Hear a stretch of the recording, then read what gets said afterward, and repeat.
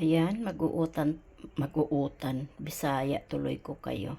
Ayan, magugulay tayo ng bulanglang. Mahirap dito yung bulaklak ng kalabasa, kaya ito may apat na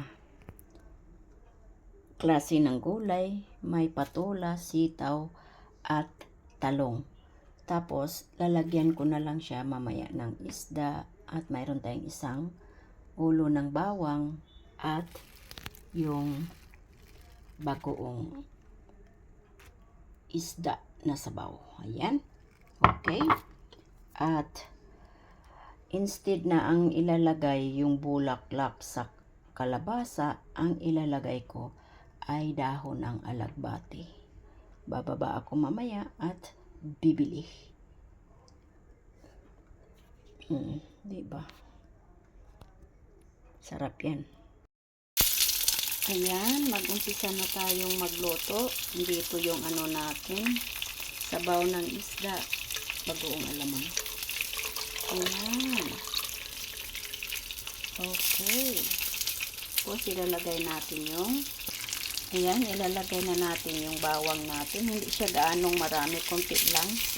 Kasi konti lang naman tong ginugulayin ko dahil ako lang naman ang kakain. Ayan na.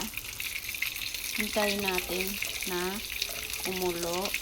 Okay. At ito na yung isda natin tilapia na ilalagay natin mamaya. Ayan, yung pritong isda natin. Babalik na rin natin. Ayan na siya, nabaliktad na. Ayan na yung gulay natin. Ilalagay natin doon na dahil kumukulo na yung tubig. Ayan, kumukulo na. Kaya ilagay na natin yung gulay natin. Yung tatlong klase ng gulay. Yung sitaw, talong, at okra. Tapos ilalagay natin yung patola mamaya. Okay, pakuluin lang natin ng konti. Ayan, ready na rin yung isda natin. Luto na. Kaya hintayin lang natin maluluto yung isda. Saka natin to ipapatong. Ang patola natin ready na din. Kaya hintayin talaga natin na maluluto yung gulay natin. Okay? Ayan, kumulo na. Hindi pa talaga lutong-luto. Huwag naman nating lutong-luto talaga na as in.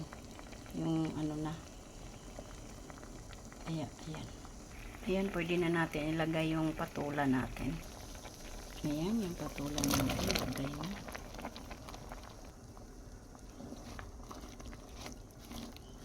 Wala dito yung bulaklak ng kalabasa. Kaya ang ilagay kong alternate, ko lang to, diskarte ko lang. Alagbati. Ilagay ko mamaya yung alagbati kasi madali lang naman maluto yun. Diba? Ito munang patola. At ito yung patola natin. Sorry. Alagbati pala. Patola. Ayan, luto na yung natin, patola. Lagay na natin yung alagbati. Ayan. Okay. Ayan. Kailagay natin yung pritong isda. Pritong tilapay.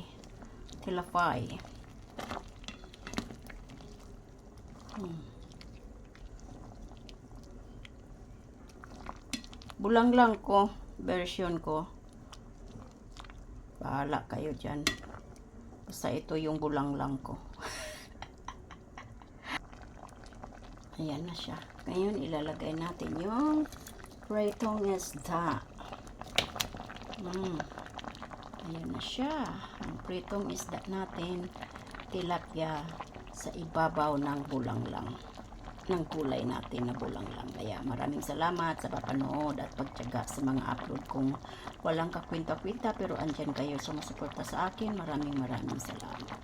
Bye-bye and God bless sa ating lahat. Huwag natin kalimutan mag-thumbs up, please. Ayun, bye-bye.